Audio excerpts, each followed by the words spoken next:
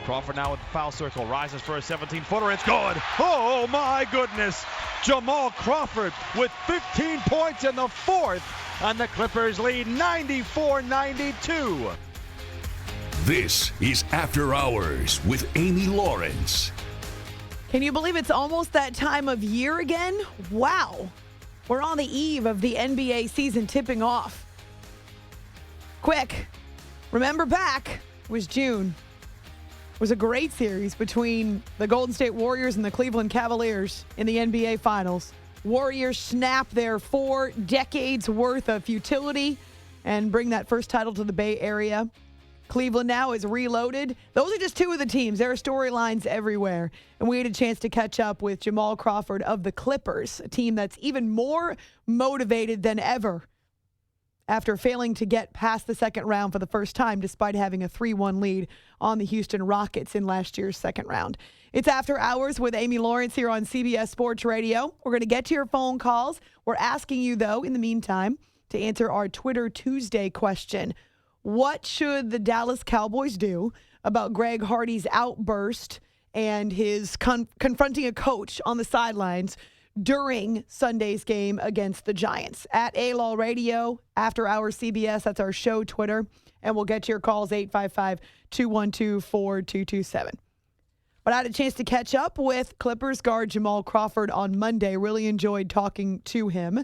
And so I want you to hear that conversation now on our Ring Central hotline. Ring Central providing easy-to-use cloud phone solutions for your workforce and business communications made simple. For more information, go to ringcentral.com. Before I asked him about basketball and about the Clippers, I started by asking him about Flip Saunders, one of the NBA's own, who passed away on Sunday at 60 years old after his battle with non-Hodgkin's lymphoma, and asked Jamal what he will remember about Coach Saunders. Yeah, he was just always very gracious. He really was. I never had the opportunity to play for him, but every time I saw him in passing, it was always peaceful, it was always polite. He always asked how everything was going. I remember that more about him than anything else. I knew he was a great coach, but I think the NBA, it really took a hit yesterday. It really did. You could see that, the effect he had on people. I just hope he understood why he was here, the effect he had on people as well. Because a lot of people love him. Well, what does it mean to be a member of a fraternity where everyone comes together in the face of tragedy to remember a man, to pay tribute to a man that meant so much?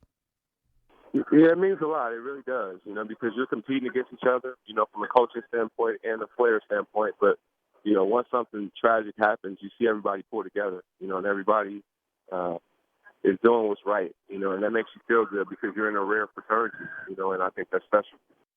So let's talk some basketball, Jamal. Here you are getting ready for your 16th season. You know the grind, 82 games plus the travel, whatever happens in the playoffs as well. How do you get yourself ready both mentally and physically for another run at this? I just try not to ever get out of shape, honestly. I think it's a lot harder to get out of shape and then try to get back in shape instead of just staying in shape and keeping the muscles firing and keeping that hunger going. I think as we build, closer to the season, we'll get better as the season goes along. We have a great coaching staff.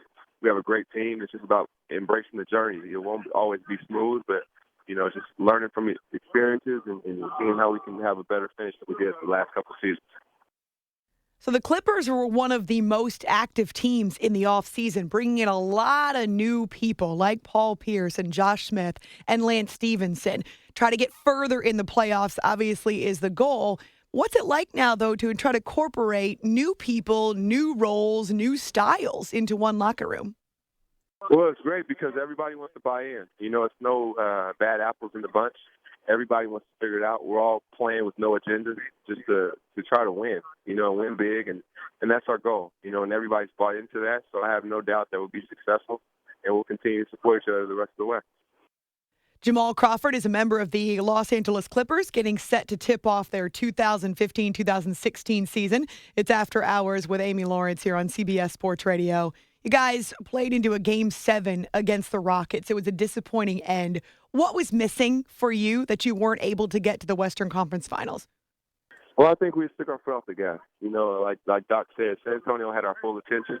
But once we played Houston and got a 3-1. We kind of took our foot off the gas a little bit, and it came back to bite us in the butt. We don't want any more endings like that. Before the loss to the Rockets was a 7-game victory over the San Antonio Spurs, one of the biggest in franchise history. You've been there in LA with the Clippers for a few years. Have you seen the excitement, the expectation grow where the Clippers used to be the stepbrother to the Lakers there in the same town? Yeah, it's exciting, and not just fans in LA. Fans across the country are excited about our team. They're excited about the culture that we're building here. They're excited about our future, and especially the present. So, for us, we just have to bottle everything up, use that energy in a positive direction, and continue to move forward. We know it won't be easy, but we're excited about our journey. How important was it to keep DeAndre Jordan in the fold? Well, it was everything. DJ's one of the top-line centers in the NBA. Everything he does for you defensively, rebounding, how great of a teammate he is. He always keeps you on your toes, always keeps you motivated, inspired. He's turned himself into a great leader as well, so we're excited to have him back, and he's the guy that we had to have back. Speaking of leadership, Chris Paul is known as one of the best in the NBA. We get to see what he does on a night-to-night basis. In fact, 82 games last year, which is nearly unheard of. But you share a backcourt with him. What makes him one of the best?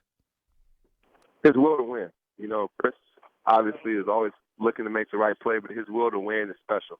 I think that's what separates him. Even with all that talent and everything he's already accomplished, his will to win and his competitive spirit, I would say, is top of the line.